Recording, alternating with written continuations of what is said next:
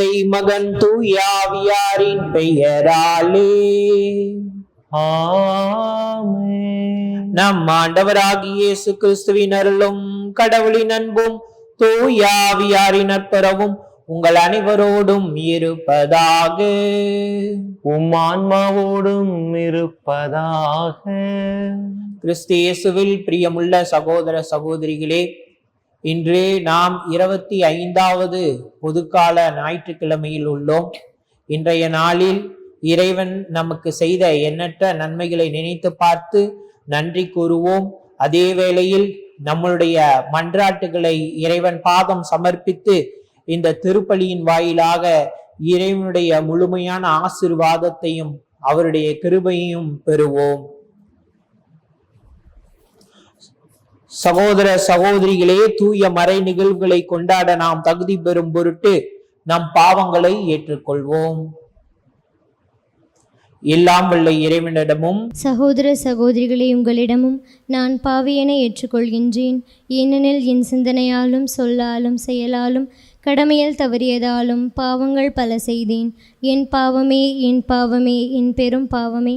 ஆகையால் எப்போதும் கன்னியான புனித மரியாவையும் வானதூதர் புனிதர் அனைவரையும் சகோதர சகோதரிகளே உங்களையும் நம் இறைவனாகிய ஆண்டவரிடம் எனக்காக வேண்டிக்கொள்ள மன்றாடுகின்றேன். எல்லாம் உள்ள இறைவன் நம் மீது இரக்கம் வைத்து நம் பாவங்களை மன்னித்து நம்மை நிலை வாழ்வுக்கு அழைத்து செல்வாராக. ஆமென்.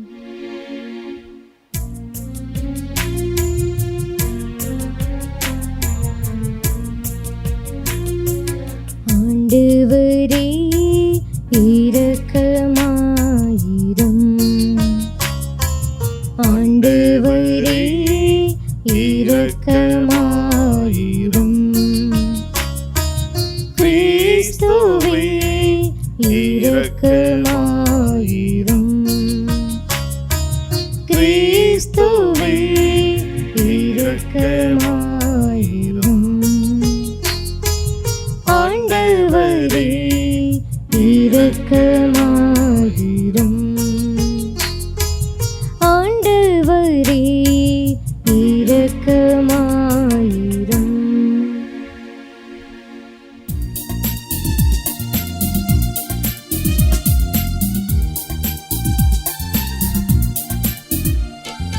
உன்னதங்களிலே கடவுளுக்கு மாட்சி உண்டாகுக.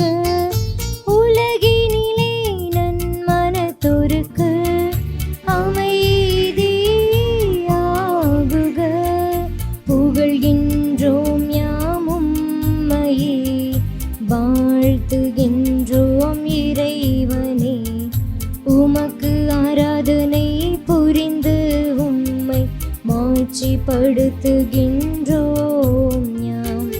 உமது மேலான மாட்சியின் பொருட்டு உமக்கு நன்றி கூறுகின்றோம். ஆண்டவராகிய இறைவனே, இணையில்லாத விண்ணரசே, ஆற்றல் அனைத்தும் கொண்டு இலங்கும் வல்ல தந்தை இறைவனே, ஒரே மகனாக உதித்த ஆண்டவர் இயேசு கிறிஸ்து இறைவனே. ஆண்டவராகிய இறைவனே, இறைவனின் திரு செம்மறியே, தந்தை நின்று என்றென்றுமாக உதித்த இறைவன் மகனே நீர். உலகின் பாவம் போக்குபவரே, நீரெம் மீது இரங்குவீர். உலகின் பாவம்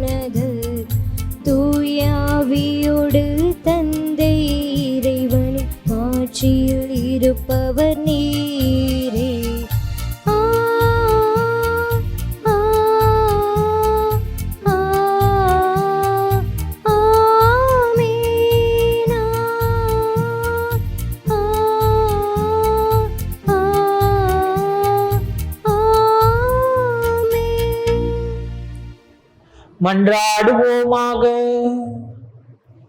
இறைவா, உம்மையும் பிறரையும் அன்பு செய்வதில் திருச்சட்டத்தின் எல்லா கடமைகளும் அடங்கியிருக்க செய்தீரே. உம் கட்டளைகளை கடைபிடிக்கும் நாங்கள் முடிவில்லா வாழ்வுக்கு வந்து சேரும் தகுதி பெற எங்களுக்கு அருள்வீராக. உமோடும் தூய ஆவியாரின் ஒன்றிப்பில் இறைவனாய் என்றென்றும் வாழ்ந்து ஆட்சி செய்கின்ற எங்கள் ஆண்டவராகிய இயேசு கிறிஸ்து வழியாக உம்மை மன்றாடுகின்றோம். ஆமென். முதல் வாசகம். இழிவான சாவுக்கு அவர்களை தீர்ப்பிடுவோம். சாலமோனின் ஞான நூலிலிருந்து வாசகம். அதிகாரம் 2, இறை வார்த்தைகள் 17 முதல் 20 வரை. பொல்லாதவர்கள் தங்களுள் சொல்லிக் கொள்வதாவது: நீதிமான்களுடைய சொற்கள் உண்மையா என கண்டறிவோம். முடிவில் அவர்களுக்கு என்ன நிகழும் என ஆய்ந்தறிவோம். நீதிமான்கள் கடவுளின் மக்கள் என்றால் அவர் அவர்களுக்கு உதவி செய்வார். பகைவரிடமிருந்து அவர்களை விடுவிப்பார். அவர்களது கனிவினை கண்டு கொள்ளவும் பொறுமையை ஆய்ந்தறியவும் வசைமொழி கூறியும் துன்புறுத்தியும் அவர்களை சோதித்தறிவோம். இழிவான சாவுக்கு அவர்களை தீர்ப்பிடுவோம். ஏனெனில் தங்கள் வாய்மொழிப்படி அவர்கள் பாதுகாப்பு பெறுவார்கள். ஆண்டவரின் அருள்வாக்கு. இறைவனுக்கு நன்றி. பதிலுரை திருப்பாடல் 54. நாம் பாட வேண்டிய பதிலுரை: என் தலைவர் என் வாழ்வுக்கு ஆதரவாய் உள்ளோருடன் இருக்கின்றார்.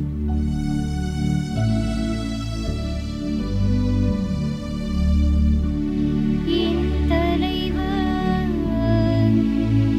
என் வாழ்வுக்கு ஆதரவாய் உள்ளோருடன் இருக்கின்றார்.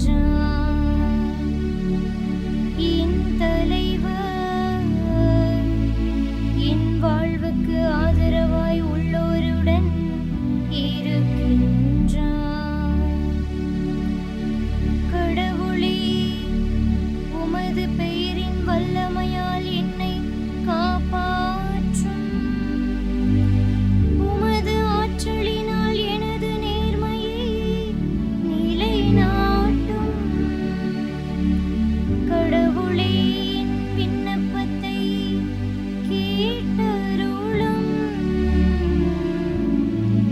என் வாயின் சொற்களுக்கு செவி கொடுத்தருளும். என் தலைவர் என் வாழ்வுக்கு ஆதரவாய் உள்ளோருடன் இருக்கின்றார். ஏனெனில் சிறு குற்றோர் எனக்கு எதிராய் எழுந்துள்ளனர். கொடியவர் என் உயிரை பறிக்க பார்க்கின்றனர். அவர்கள் கடவுளை அறவே நினைப்பதில்லை. அவர்கள் கடவுளை அறவே நினைப்பதில்லை. என் தலைவர் என் வாழ்வுக்கு ஆதரவாய் உள்ளோருடன் இருக்கின்றார். இதோ கடவுள் எனக்கு துணைவராய் இருக்கின்றார். என் தலைவர் என் வாழ்வுக்கு ஆதரவாய் உள்ளோருடன் இருக்கின்றார். தன்னார்வத்தோடு உமக்கு பலி செலுத்துவே. ஆண்டவரே, உமது பெயருக்கு நன்றி செலுத்துவேன். இதுவே நன்று. என் தலைவர் என் வாழ்வுக்கு ஆதரவாய் உள்ளோருடன் இருக்கின்றார். என் தலைவர் என் வாழ்வுக்கு ஆதரவாய் உள்ளோருடன் இருக்கின்றார். அமைதி ஏற்படுத்துவோர் விதைத்த அமைதி என்னும் விதையிலிருந்து நீதி என்னும் கனி விளைகிறது. இரண்டாம் வாசகம். அதிகாரம் 3 இறைவசனங்கள் 16 மற்றும் அதிகாரம் 4 3 முடிய.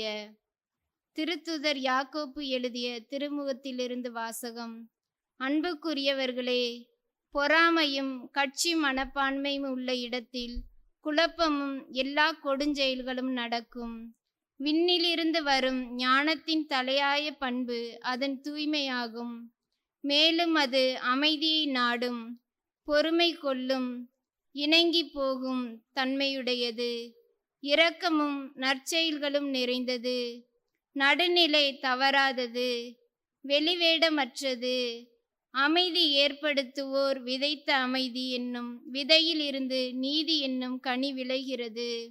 உங்களிடையே சண்டை சச்சரவுகள் ஏற்பட காரணம் என்ன?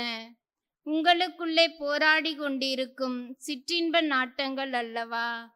நீங்கள் ஆசைப்படுவது கிடைக்காததால் கொலை செய்கிறீர்கள், பேராசை கொள்கிறீர்கள். அதை பெற முடியாததால் சண்டை சச்சரவுகள் உண்டாக்குகிறீர்கள். அதை நீங்கள் ஏன் பெற முடிவதில்லை? நீங்கள் கடவுளிடம் கேட்பதில்லை. நீங்கள் கேட்டாலும் ஏன் அடைவதில்லை? ஏனெனில் நீங்கள் தீய எண்ணத்தோடு கேட்கிறீர்கள், சிற்றின்ப நாட்டங்களை நிறைவேற்றவே கேட்கிறீர்கள். ஆண்டவரின் அருள்வாக்கு. இறைவனுக்கு நன்றி.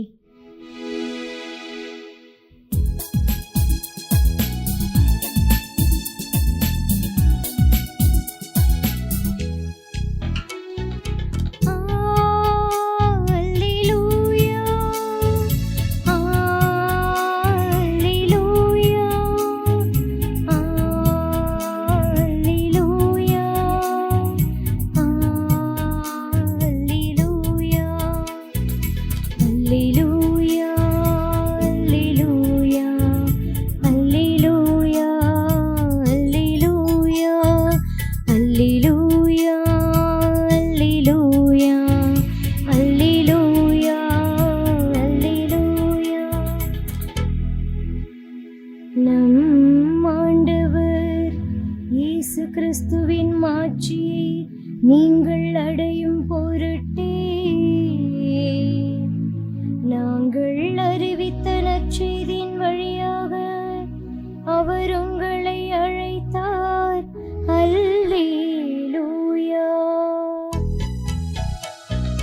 அல்லேலூயா, அல்லேலூயா, அல்லேலூயா, அல்லேலூயா. ஆண்டவர் உங்களோடு இருப்பாராக. உம் ஆன்மாவோடும் இருப்பாராக. புனித மார்க்கு எழுதிய தூய நற்செய்தியிலிருந்து வாசகம். ஆண்டவரே உமக்கு மகிமை. மார்க்கு நற்செய்தி 9வது அதிகாரம் இறை வார்த்தைகள் 30 தொடங்கி 37 முடிய. அவர்கள் அங்கிருந்து புறப்பட்டு கலிலேயா வழியாக சென்றார்கள். அது யாருக்கும் தெரியக்கூடாது என்று இயேசு விரும்பினார். ஏனெனில் மானிட மகன் மக்களின் கையில் ஒப்புவிக்கப்பட இருக்கிறார். அவர்கள் அவரை கொலை செய்வார்கள். கொல்லப்பட்ட 3 நாட்களுக்கு பின் அவர் உயிர் தெழுவார் என்று அவர் தம் சீடர்களுக்கு கற்பித்தார். அவர் சொன்னது அவர்களுக்கு விளங்கவில்லை. அவரிடம் விளக்கம் கேட்கவும் அவர்கள் அஞ்சினார்கள்.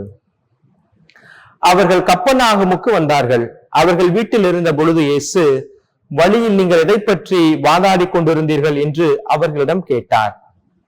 அவர்கள் பேசாதிருந்தார்கள். ஏனெனில் தங்களுக்குள் பெரியவர் யார் என்பதை பற்றி வழியில் ஒருவரோடு ஒருவர் வாதாடி கொண்டு வந்தார்கள். அப்பொழுது அவர் அமர்ந்து பன்னிருவரையும் கூப்பிட்டு அவர்களிடம், ஒருவர் முதல்வராக இருக்க விரும்பினால் அவர் அனைவரிலும் கடைசியானவராகவும் அனைவருக்கும் தொண்டராகவும் இருக்கட்டும் என்றார். பிறகு அவர் ஒரு சிறு பிள்ளை எடுத்து அவர்கள் நடுவில் நிறுத்தி அதை அரவணைத்துக் கொண்டு, இத்தகைய சிறு பிள்ளைகளில் ஒன்றை என் பெயரால் ஏற்றுக்கொள்பவர் எவரும் என்னையே ஏற்றுக்கொள்கிறார். என்னை ஏற்றுக்கொள்பவர் என்னை மட்டுமல்ல, என்னை அனுப்பியவரையே ஏற்றுக்கொள்கிறார் என்றார்.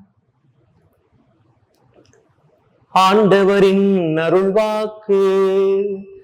கிறிஸ்துவே உமக்கு புகழ்.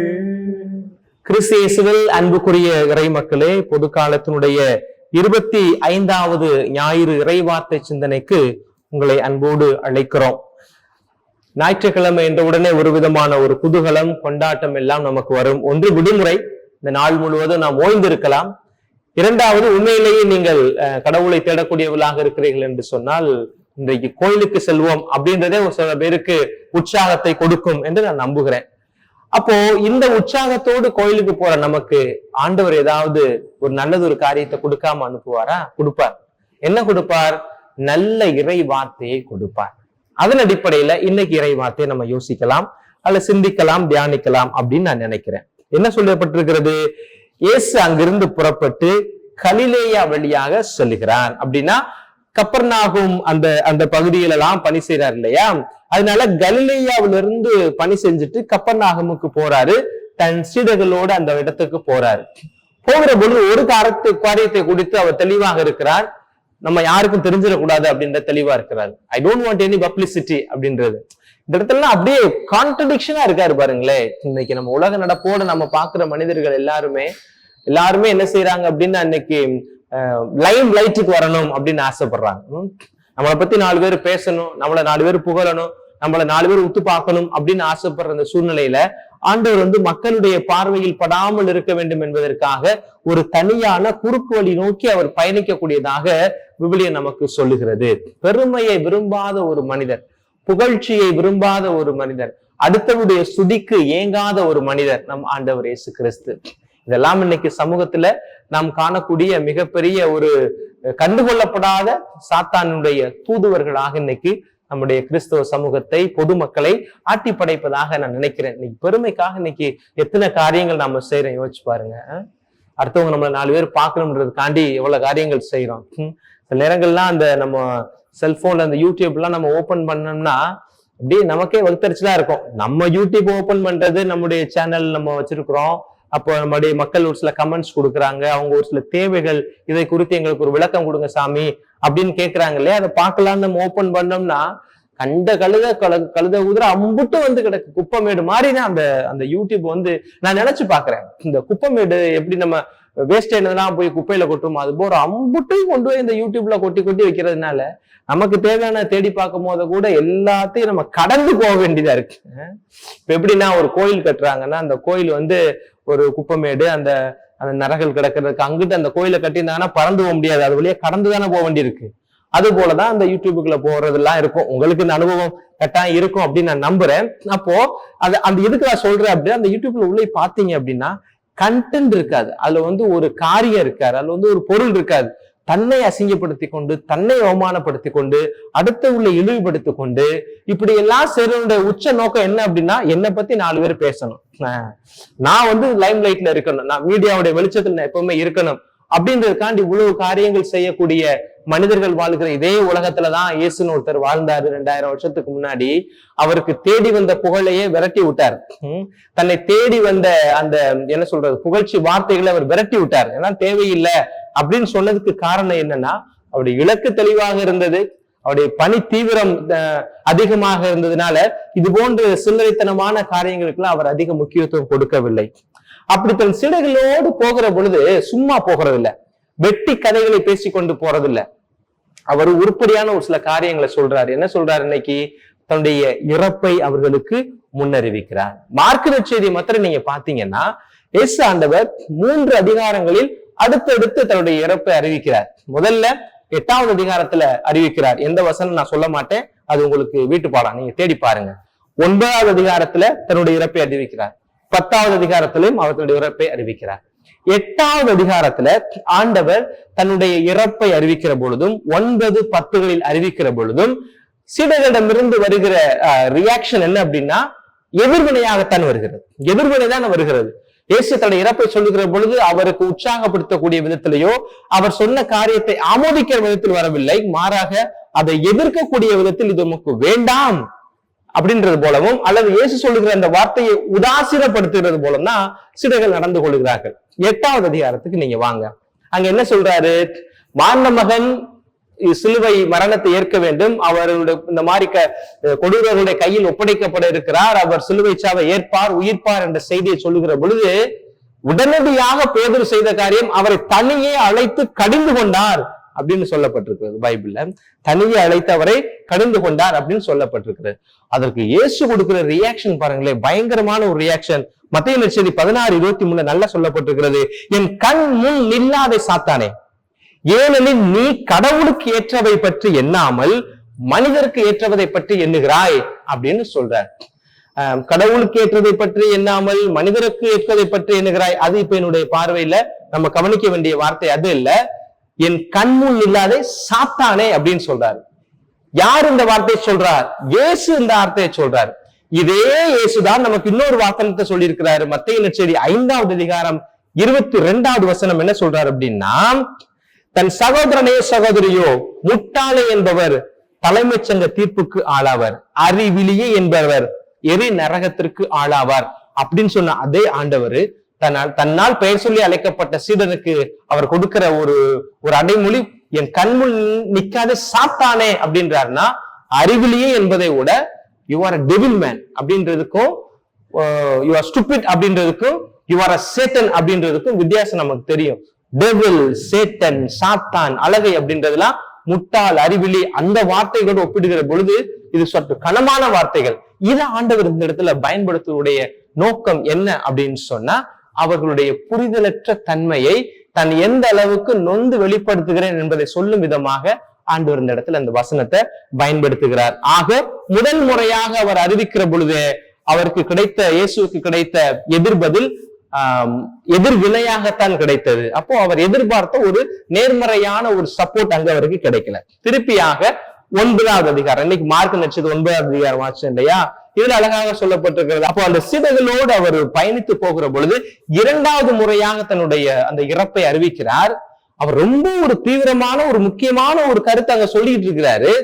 ஆனா அதை பத்தி கொஞ்சம் கூட சட்டை செய்யாம சீடர்கள் தங்களுக்குள் யார் பெரியவர், who is greatest among all us, நமக்குள்ள இருக்கிற அந்த முதன்மை தலைவர் யார், யார் நமக்குள் பெரியவர் அப்படின்ற அந்த ஒரு போட்டிவாதத்தோடு அவர்கள் வருகிறார்கள். பொது இடத்துல வச்சு கோவப்படுத்தல ஆண்டவர், பொது இடத்துல வச்சு அவங்கள திட்டல. வந்த பிறகு அமர்ந்த பிறகு கேட்கிறாரு, இந்த மாதிரி நான் உங்கள்ட்ட சொல்லிக்கிட்டு வந்தனே, அதை நீ கொஞ்சம் கேட்டீங்களா? அப்பதான் எல்லாரும் என்ன என்ன என்ன ஆண்டவர் என்ன ஆண்டவர் சொன்னாரு? மத்த ஆளாளுக்கு மூஞ்ச பாக்குறாங்க. நான் ஒரு வார்த்தை வரும்போது சொல்லிக்கிட்டு வந்தனே, இறப்பு உயிர்ப்பு என்னுடைய பாடுகள் அதை பத்தி எல்லாம் சொன்னனே, நீங்க கேட்டீங்களா? ஒருத்தருமே கேட்கல. அப்பதான் ஆண்டவர் சொன்னாரு, நான் சொன்னதை நீ கேட்கல, ஆனா நீ என்ன பேசிக்கிட்டு இருந்த நான் கேட்டேன். நான் சொன்னதை நீ கேட்கல, ஆனா நீங்க என்ன பேசிக்கிட்டு இருந்தே நான் கேட்டேன். நீங்க என்ன பேசிக்கிட்டு இருந்தீங்க? தனக்குள் யார் பெரியவர் என்பதை பற்றி பேசிக் கொண்டிருக்கிறீர்கள், தனக்குள் யார் பெரியவர் என்பதை பற்றி பேசிக் கொண்டிருக்கிறீர்கள் அப்படின்னு இந்த இடத்துல சொல்றாரு.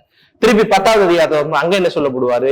3வது முறை இயேசு தன்னுடைய பாடுகளை அறிவிக்கிற அந்த நேரத்துல யாக்கோபுவும் அவருடைய சகோதரர் 2 பேரும் வந்து என்ன செய்வாங்க, வலதுபுறம் இடதுபுறம் இடம் பிடிப்பதற்கான ஒரு போட்டியில வந்து நிப்பாங்க. அந்த செயல்பாடு மற்ற சீடர்களுக்கு ஒரு வெறுப்பையும் கோபத்தையும் உருவாக்கக்கூடிய விதத்துல இருந்தது. அப்போ நம்ம ஒவ்வொரு நாளும் திருப்பலியில் இது கிறிஸ்துவின் மறைபொருள் என்று சொன்ன உடனே பேர் முழக்கமாக நாம் சொல்லுகிற கிறிஸ்து மரித்தார், கிறிஸ்து உயிர்த்தார், கிறிஸ்து மீண்டும் வருவார் அப்படின்னு சொன்ன செய்தியை முதலாக சொல்லப்பட்டது யாருக்குன்னா அந்த சீடர்களுக்கு தான். சம்பந்தப்பட்டவரே சொல்லுகிறாரு, சம்பந்தம் இல்லாத போல சீடர்கள் அந்த இடத்துல நடந்து கொள்வதாக விவிலியம் நமக்கு இந்த இடத்துல சொல்லுகிறது. பிரியமான பிள்ளைகளே, நாம் சிந்திக்க வேண்டிய அல்லது நமக்கு இறைவன் இந்த 25வது வாரத்தில் கொடுக்கிற செய்தியாக நான் பார்ப்பது என்னவென்று சொன்னால், உண்மையில் யார் பெரியவர், உண்மையில் யார் பெரியவர் என்பதை விளக்குகிறார். அப்ப யார் பெரியவர் அப்படின்ற ஒரு தெளிவை தன்னுடைய சீடர்களுக்கும் அந்த சீடர் வெளிவருகிற கிறிஸ்தவர்களுக்கும் கொடுப்பதற்காக இயேசு பயன்படுத்திய ஒரு ஊடகம் அல்லது ஒரு மாதிரி பொருள் ஒரு சிறுவன் அல்லது ஒரு சிறுமி, ஒரு குழந்தை எடுத்து அவருக்கு நடுவில் நிறுத்தி, இந்த குழந்தை என் பெயரால் ஏற்றுக்கொள்கிறவனோ அவன் என்ன ஏற்றுக்கொள்கிறான் அப்படின்ற அந்த வசனத்தை சொல்றார். ஏன் ஆண்டவர் அந்த இடத்துல குழந்தை எடுக்கிறார் அப்படின்னா, குழந்தைகள் சமூகத்தினுடைய கணக்கெடுப்பில் ஒருபோதும் உள்வர மாட்டார்கள். அதற்கு நல்ல உதாரணம் எங்க இருக்கிறது? ஆண்டவர் இந்த 4000 பேருக்கு உணவு பகிர்ந்து கொடுத்தாரு இல்லையா, அல்ல வசனம் என்ன சொல்லுகிறது, நற்செய்தி சொல்லுகிறது, குழந்தைகள் பெண்கள் நீங்களாக 4000 பேர் அப்படின்னா பெண்களுக்கும் குழந்தைகளுக்கும் சமூக முக்கியத்துவம் இல்லை, சமூகத்தில் ஒரு அங்கீகாரம் இல்லை. ஒரு அங்கீகாரப்படுத்தப்படாமல் அங்கீகாரம் இழந்து நிற்கிற ஒரு குழந்தை எடுத்து முன்னிறுத்தி இந்த குழந்தை ஏற்றுக்கொள்வர் தானையா பெரியவர் அப்படின்னா, இயலாதவர்களையும் இல்லாதவர்களையும் தன்னுடையவர்களாக ஏற்றுக்கொள்வர்கள் தான் என்னுடையவர்களாக மாற முடியும் அப்படின்ற அந்த செய்தியை ஆண்டவர் சொல்வதாக நான் பார்க்கிறேன். என் அன்பு இறை பிள்ளைகளே, யார் பெரியவர் என்கிற வாதம் உங்களுக்குள் வருவதற்கு முக்கியமான காரணம் நமக்குள் இருக்கிற தாழ்ச்சியற்ற தன்மை. நமக்குள் இருக்கிற தாழ்ச்சியற்ற தன்மை. நான், எனக்கு, எங்க அப்படின்ற ஒரு வட்டம் நம்மளை சுத்தி சுத்தி வருகிற பொழுது இந்த தாழ்ச்சி என்பது கீழோங்கி, பெருமை என்பது மேலோங்கும். ரெண்டு பேரை பேசுறதுக்கு கூப்பிட்டுருந்தாங்க. அவருக்கு கொடுக்கப்பட்ட தலைப்பு என்ன அப்படின்னா தாழ்ச்சி. அப்போ முதல் பேச்சாளர் மேடைக்கு வருகிறார். மேடைக்கு வந்துட்டு அவர் ஒரு போதகர் கூட. அவர் மேடைக்கு வருகிறார். கூட்டத்தை பார்க்கற ரொம்ப கூட்டம் கம்மியா இருக்குது. பயங்கர கோவப்பட்டார். சொல்லிட்டாரு, ஏண்டா நான் அவ்வளவு தூரம் உங்களுக்காக பேச வந்திருக்கிறேன், ஒரு கூட்டத்தை கூட்ட முடியல, நான் பேச முடியாது, கூட்டம் வந்தாதான் நான் பேசுவேன் அப்படின்னு சொல்லி உட்கார்ந்தார். பேச வந்த தலைப்பு என்ன? தாழ்ச்சி. இங்கிட்ட இன்னொருத்தர் ரெண்டாவது இருக்காரு, அவர் பேச வந்தாரு. கடகட மடகட எல்லாத்தையும் கடகடன்னு பேசி முடிச்சுட்டு அது பேசிட்டு இருக்கும் போதே கூட்டிட்டு வந்த டிரைவர் ஒரு பக்கம் போட்டோ கேமரா எடுத்துக்கிட்டு இருக்கிறேன், இன்னொரு ஆளை கொடுத்து வீடியோ எடுத்துக்கிட்டு இருக்காரு. இவர் பேசி முடிக்கிறாரு, யூடியூப்ல அப்லோட் ஆயிருது, பேஸ்புக் மூலம் பிரபலப்படுத்திடுறாரு. போகும்போது அவருக்கு ஒரு நினைவு கடையம் கொடுக்குறாங்க. அந்த நினைவு கடையத்தை கொண்டு போய் வீட்டுல முச்சந்தில நடுவுல வச்சு எல்லாரும் பாக்குற மாதிரி வச்சுட்டு போறாரு. அவர் பேச வந்த தலைப்பு என்ன? தாழ்ச்சி. இதுல ரெண்டு பேரும் இப்ப யாரு தாழ்ச்சியா இருந்தா தாழ்ச்சியை பத்தி பேசுறதுக்கு? இன்னைக்கு இப்படித்தாங்க இருக்குது. கால சூழல் இன்றைக்கு அப்படித்தான் போய் கொண்டு இருக்கிறது. தாழ்ச்சியை நாம் ஆடையாக அணிந்து கொள்ள வேண்டும் அப்படின்றது ஆண்டவர் எதிர்பார்க்கிற ஒரு காரியம். ஏனெனில் அவர் அந்த ஆடையை அணிந்திருந்தார். அதனாலதான் அவர்கள் புகழ்ச்சியினுடைய அந்த சூட்சமம் சுற்றி வருகிற பொழுது தப்பி ஓடுகிறார். அவர் தன்னை பெருமைப்படுத்தக்கூடிய மக்கள் அணுகி வருகிற பொழுது அவரிடமிருந்து தள்ளி நின்று விடுகிறார். இவரை பிடித்துக் கொண்டு போய் அரசலாக்கலாம் என்று நினைக்கிற எண்ணத்தோடு மக்கள் வருகிறார்கள். அவர் அவரிடமிருந்து விலகி நிற்கிறார், மறைவாக சென்று விட்டார் என்று விவிலியம் சொல்லுகிறது. 2-3 வசனம் சொல்லலாம். நீதிமொழிகள் 22வது அதிகாரம் 4வது வசனம். தாழ்மை உள்ளவர்களுக்கும் ஆண்டோடம் அச்சமுடையவர்களுக்கும் கிடைக்கும் பயன் செல்வமும் மேன்மையும் நீடித்த ஆயுளும். நீடிய ஆயுளோடு வாழ வேண்டும் என்பதற்காக இன்னைக்கு காலையில எந்திரிச்சு ஓடுறோம். நீடிய ஆயுளோடு வாழ வேண்டும் என்பதற்காக உணவு கட்டுப்பாடுகளை பின்பற்றுகிறோம். நீடிய ஆயுளோடு வாழ வேண்டும் என்பதற்காக உறக்கம் போதுமானதாக இருக்கிறதா என்பதை நாம் சோதித்து பார்க்கிறோம். நீடிய ஆயுளோடு இருக்க வேண்டும் என்பதற்காக பல பூஜைகளை நடத்துகிறோம், பரிகாரங்களை செய்கிறோம். ஆனால் பைபிள் நமக்கு தெளிவாக சொல்லுகிறது, நீ நீடிய ஆயுளோடு வாழ விரும்புகிறாயா? தாழ்ச்சி உள்ளவர்களுக்கு அது இறைவன் கொடுப்பது. தாழ்ச்சியும் இறை அச்சமும் உடையவர்களுக்கு கிடைக்கும் பயன் செல்வமும் மேன்மையும் நீடிய ஆயுளாகும். இதுதானே இன்னைக்கு உலகம் விரும்புது.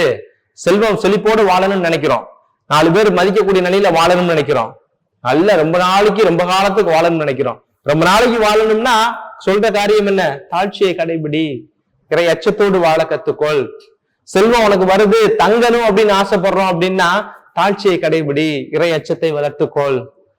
நான் என்னதான் செஞ்சாலும் 4 பேர் தூத்துறாங்க, எனக்குரிய பெயர் கெட்ட பெயராய் வருகிறது, மேன்மையோடு வாழ வேண்டும் நினைக்கிறேன், விரும்புகிறோமா? தாழ்ச்சியை கடைபிடி, ஆண்டவரிடம் அச்சம் கொள் என்பதை இந்த இறைவசனம் நமக்கு சொல்லுகிறது. கடவுளுடைய வல்லமை மிக்க கரத்தின் கீழ் உங்களை தாழ்த்துங்கள், அப்பொழுது அவர் ஏற்ற காலத்தில் உங்களை உயர்த்துவார். 1 பேதுரு 5வது அதிகாரம் 6வது வசனம் நமக்கு இப்படி சொல்லுகிறது. இது போல எத்தனையோ வசனங்கள் பைபிள்ல இந்த தாழ்ச்சி என்பதை, இந்த மமதை பெருமையை அழித்து தாழ்ச்சியை ஆடையாக அணிந்து கொள்ள வேண்டும் என்பதை சொல்லுகிறது. உங்களுடைய ஒரு குறிப்புக்காக, நீங்க பாதரே எல்லாம் சொல்லுவார்னு எதிர்பார்க்க கூடாது. பைபிள் எடுக்கணும், பைபிளை புரட்டணும்.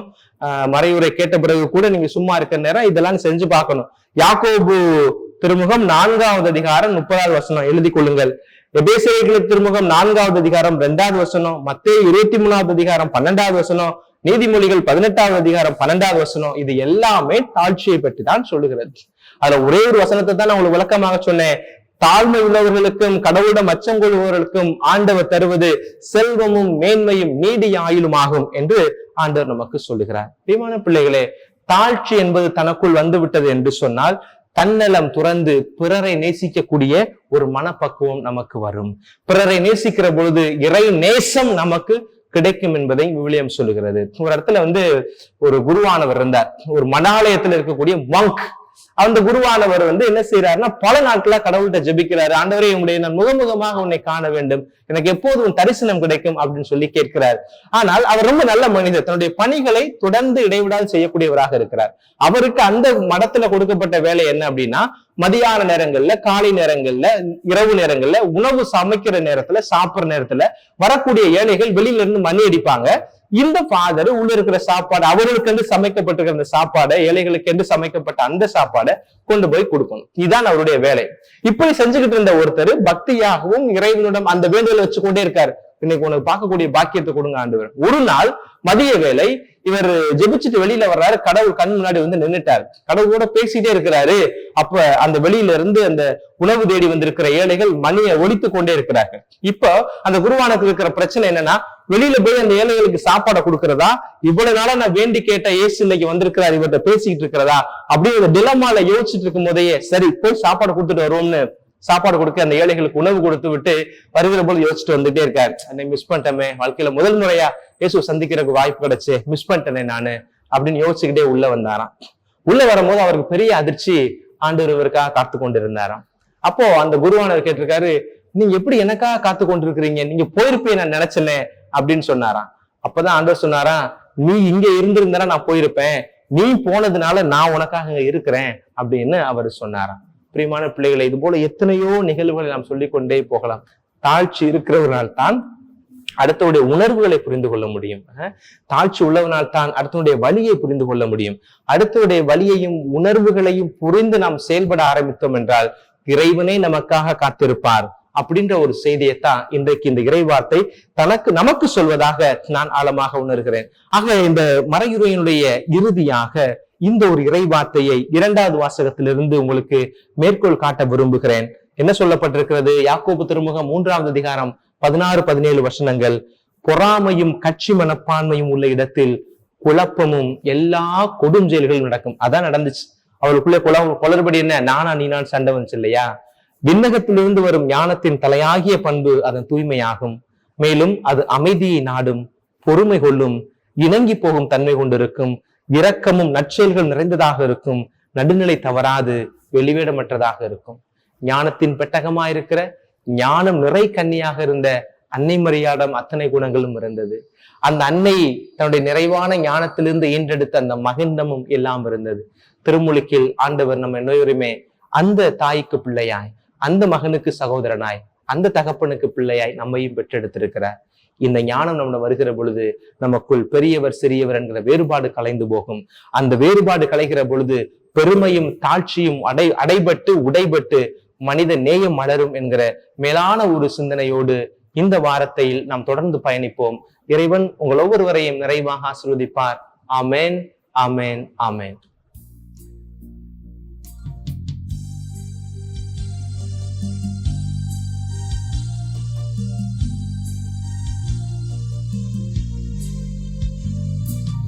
இயற்கை இந்த மலர்கள் பறித்தே தருவேன் உமக்கு காணிக்கை. இயற்கை இந்த மலர்கள் பறித்தே தருவேன் உமக்கு காணிக்கை. உழைப்பின் பயனாய் கிடைத்த பொருளை, உழைப்பின் பயனாய் கிடைத்த பொருளை என்னோடு இணைத்தே தருகின்றேன், என்னோடு இணைத்தே தருகின்றேன், எல்லாம் தருகின்றேன். தந்தாய் என்னையும் தருகின்றேன், எல்லாம் தருகின்றேன். தந்தாய் என்னையும் தருகின்றேன். சகோதர சகோதரிகளே, என்னுடையதும் உங்களுடையதுமான இப்பள்ளி எல்லாம் உள்ள தந்தையாக இறைவனுக்கு ஏற்றதாகும்படி மன்றாடுங்கள். ஆண்டவர் தமது பெயரின் புகழ்ச்சிக்காகவும் மாட்சிக்காகவும் நமது நன்மைக்காகவும் புனித திரு அவை அனைத்து நலனுக்காகவும் உமது கையிலிருந்து இப்பலியை ஏற்றுக்கொள்வாராக. ஆண்டவரே, மக்களின் காணிக்கைகளை கனிவுடன் ஏற்றருள உம்மை வேண்டுகின்றோம். அதனால் நம்பிக்கையோடும் பக்தியோடும் அவர்கள் எவற்றை அறிக்கையிடுகின்றார்களோ அவற்றையே விண்ணகருள் அடையாளங்களால் பெற்றுக் கொள்வார்களாக. எங்கள் ஆண்டவராகிய இயேசு கிறிஸ்து வழியாக உம்மை மன்றாடுகின்றோம். ஆமென். ஆண்டவர் உங்களோடு இருப்பாராக. ஆன்மாவோடும் இருப்பாராக. இதயங்களை மேலே எழுப்புங்கள். ஆண்டவரிடம் எழுப்பி உள்ளோம். நம் இறைவனாகி ஆண்டவருக்கு நன்றி கூறுவோம். அது தகுதியும் நீதியும் ஆனது.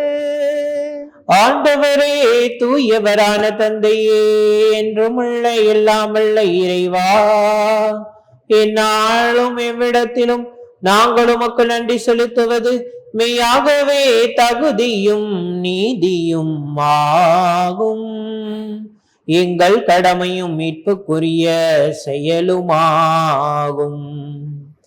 ஏனெனில் நீ எங்களுக்கு மீட்பரை அனுப்பும் அளவுக்கு உலகின் மீது பரிவன்பு கொண்டீ.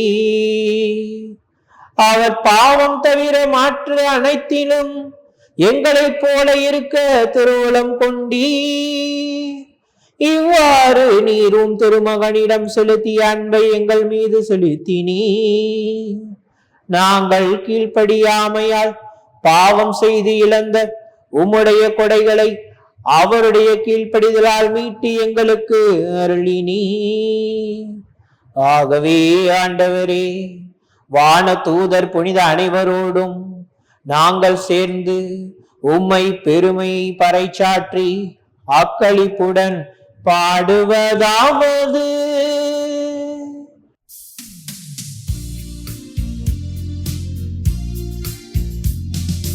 தூயவர் தூயவர் தூயவர், வான்படைகளின் கடவுளாம் ஆண்டவர்.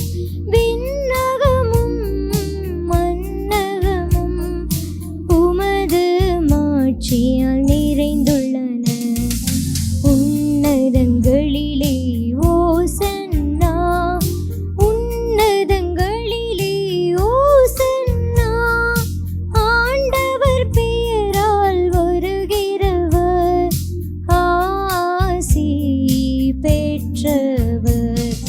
உன்னதங்களிலே ஓசன்னா, உன்னதங்களிலே ஓசன்னா. ஆண்டவரே, நீர் மெய்யாகவே தூயவர், தூய்மை அனைத்துக்கும் ஊற்று.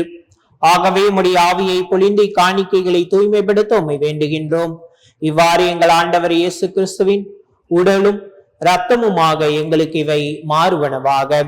அவர் பாடுபட உளம் கனிந்து தம்மை கையளித்த போது அப்பத்தை எடுத்து நன்றி செலுத்தி அதை பிட்டு தம் சீடர்களுக்கு அளித்து கூறியதாவது: அனைவரும் இதிலிருந்து பெற்று உண்ணுங்கள், ஏனெனில் இது உங்களுக்காக கையளிக்கப்படும் என் உடல்.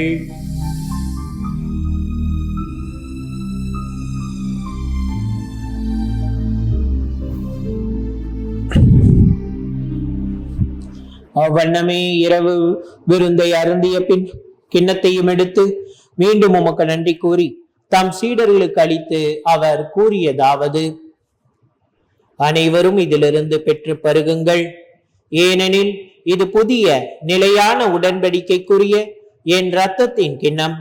இது பாவ மன்னிப்புக்கென்று உங்களுக்காகவும் பலருக்காகவும் சிந்தப்படும். இதை என் நினைவாக செய்யுங்கள்.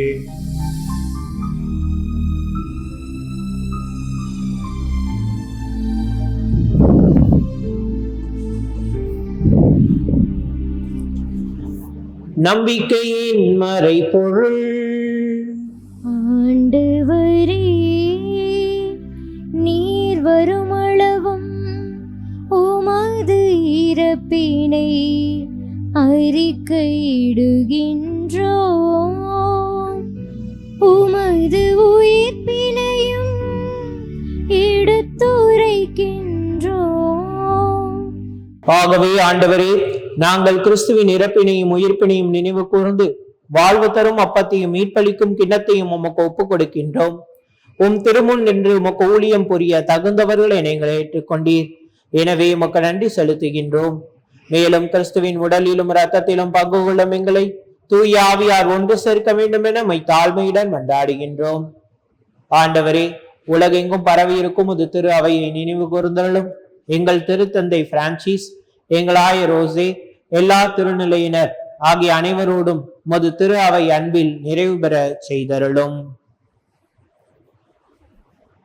மேலும் உயிர்த்தலும் எதிர்நோக்கோடு துயில் கொள்ளும் எங்கள் சகோதர சகோதரிகளையும் இறந்தோர் அனைவரையும் இரக்கத்துடன் நினைவு கூர்ந்து உமது திருமுக ஒளியினுள் ஏற்றலும் எங்கள் அனைவர் மீதும் இரக்கமாயிரும். கடவுளின் கன்னித்தாயான புனித மரியாள், அவருடைய கணவரான புனித யோசேப்பு, புனித திருத்தூதர்கள், இந்த உலகில் உமக்கு உகந்தவராயிருந்தோர் புனித அனைவருடனும் நாங்கள் நிலைவாழ்வில் பங்கு கொள்ளும் தகுதி பெற்று உம் திருமகன் இயேசு கிறிஸ்து வழியாக உம்மை புகழ்ந்தேத்தி வரமுருள தாழ்மையோடு மன்றாடுகிறோம். இவர் வழியாக இவரோடு இவரில் எல்லாம் வல்ல இறைவனாகிய தந்தையே, தூயாவியாரின் ஒன்றிப்பில் எல்லா புகழும் மாட்சியும் என்றென்றும் உமக்கு உரியதே. ஆமென், ஆமென், ஆமென்.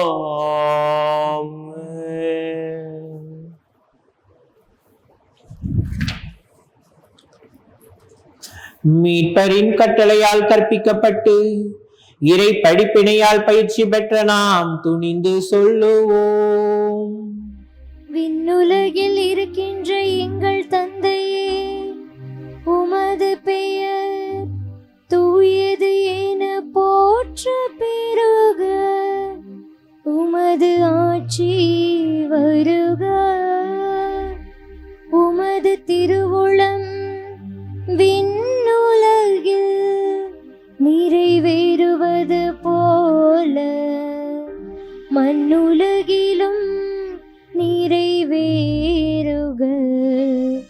எங்கள் அன்றாட உணவை இன்று எங்களுக்கு தாரும்.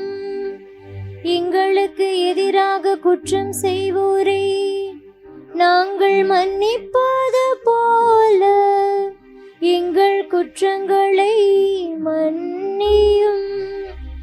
எங்களை சோதனைக்கு உட்படுத்தாதேயும், தீமையிலிருந்து எங்களை விடுவித்தருளும். ஆண்டவரே, தீமை அனைத்திலிருந்தும் எங்களை விடுவித்து எங்கள் வாழ்நாளில் அமைதியை கனிவுடன் அருள உம்மை மன்றாடுகின்றோம். உமது இரக்கத்தின் உதவியால் நாங்கள் பாவத்திலிருந்து எப்போதும் விடுதலை பெற்று யாதொரு கலக்கமும் இன்றி நலமாயிருப்போமாக. நாங்கள் எதிர்நோக்கி இருக்கும் பேரின்பத்துக்காகவும் எம் மீட்பராகிய இயேசு கிறிஸ்துவின் வருகைக்காகவும் காத்திருக்கின்றோம். ஏனெனில் ஆட்சியும் வல்லமையும் மாட்சிமையும் என்றென்றும் உமதே. ஆண்டவரே இயேசு கிறிஸ்துவே, அமைதியை உங்களுக்கு விட்டுச் செல்கிறேன், என் அமைதியை உங்களுக்கு அளிக்கின்றேன் என்றும் திருத்தூதர்களுக்கு மொழிந்தீரே. எங்கள் பாவங்களை பாராமல் உமது திரு அவையின் நம்பிக்கையை கண்ணோக்கி உமது திருவுளத்துக்கு ஏற்பதற்கு அமைதியையும் ஒற்றுமையும் அளித்தருள்வீராக. என்றென்று வாழ்ந்தாட்சி செய்கின்றவர் நீரே. ஆமென். ஆண்டவருடைய அமைதி உங்களோடு என்றும் இருப்பதாக. உன் ஆன்மாவோடும் இருப்பதாக. ஒருவருக்கொருவர் அமைதியை பகிர்ந்து கொள்வோம்.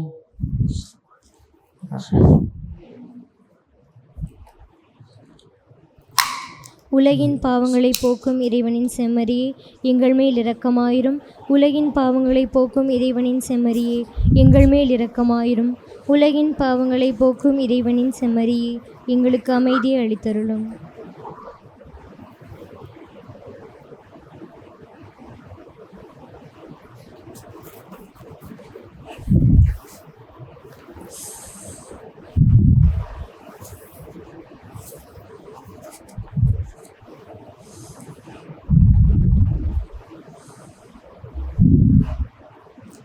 இதோ இறைவனின் செம்மறி, இதோ உலகின் பாவங்களை போக்குபவர். செம்மறியின் விருந்துக்கு அழைக்க பெற்றோர் பேறு பெற்றோர். ஆண்டவரே, தேவரீர் நிலத்திலும் தகுதியற்றவன், ஆனால் ஒரு வார்த்தை மட்டும் சொல்லும், என் ஆன்மா நலமடையும். ஆசை திருவிருந்துக்கான மன்றாட்டு. ஆண்டவரே, நீர் என் இல்லத்தில் எழுந்தருள நான் தகுதியற்றவன், ஆனால் ஒரு வார்த்தை மட்டும் சொல்லி அருளும் என்று 100 தலைவன் ஜெபித்தது போல நாங்களும் இப்போது உம் திருப்பாதம் பணிந்து வேண்டுகிறோம். இனிய இயேசுவே, நாங்கள் தகுதியற்றவர்களாய் இருந்தாலும் எங்கள் தகுதியின்மையை பாராமல் நீர் எங்கள் உள்ளங்களில் எழுந்து வாரும். உம் அன்பிலும் அருளிலும் நாங்கள் நிலைத்திருக்க எம்முள் எழுந்து வாரும். உம் பிள்ளைகளாக உயிருள்ள உண்மை சாட்சிகளாக உமது நற்செய்தின்படி வாழ்பவர்களாக எங்களை உருமாற்ற வாரும். தந்தையின் திருவுளப்படி வாழ்ந்திட எங்களுக்கு துணை புரிந்திட வாரும். நன்மை செய்வதில் ஆர்வமுள்ளவர்களாய் தீமைகள் அனைத்திலிருந்தும் விடுதலை பெற்றவர்களாய் வாழவும் எங்களை வழிநடத்த வாரும். எல்லா நலன்களும் வளங்களும் எங்களை நிரப்ப வாரும். ஆமேன். மன்றாடுவோமாக. ஆண்டவரே, உம் அருள் அடையாளங்களால் புத்துயிர் பெற்று எங்களுக்கு உமது இடையராது உதவியை கனிவுடன் என்றும் அருள்வீராக. அதனால் மீட்பின் பயனை இம்மறை நிகழ்வுகளின் அன்றாட வாழ்விலும் பெற்றுக்கொள்வோமாக. எங்கள் ஆண்டவராகிய இயேசு கிறிஸ்து வழியாக உம்மை மன்றாடுகின்றோம். ஆமென். ஆண்டவர் உங்களோடு இருப்பாராக. உம் ஆன்மாவோடும் இருப்பாராக. எல்லாம் வல்ல இறைவன் தந்தை, மகன், தூய ஆவியானவர் உங்களையும் உங்கள் குடும்பத்தாரையும் நிறைவாக ஆசீர்வதிப்பாராக. ஆமென். சென்று வாருங்கள், திருப்பலி நிறைவேறிற்று. இறைவனுக்கு நன்றி.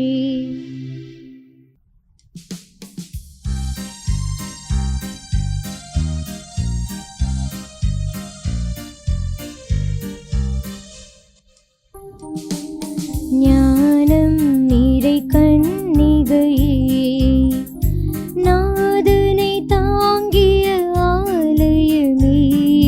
ஞானம் நீரை கண்ணிகையே, மாண்புயரேழு தூண்களுமாய், மாண்புயரேழு தூண்களுமாய், பலிபீடமுமாய் அலங்கரித்தாயே. ஞானம் நீரை கன்னிகையே, பாவ நிழலே அணுகாய், பாதுகாத்தாருமையே பரமன். பாவ நிழலே அணுகாய், தாயுதரம் நீ தரித்திடவே, தாயுதரம் நீ தரித்திடவே, தனதோரமல தலமென கொண்டான். ஞானம் நீரை கன்னிகையே, நாதனை தாங்கிய ஆலயமே. ஞானம் நீரை கன்னிகையே. தந்தை, மகன், தூய ஆவியாரின் பெயராலே ஆமென்.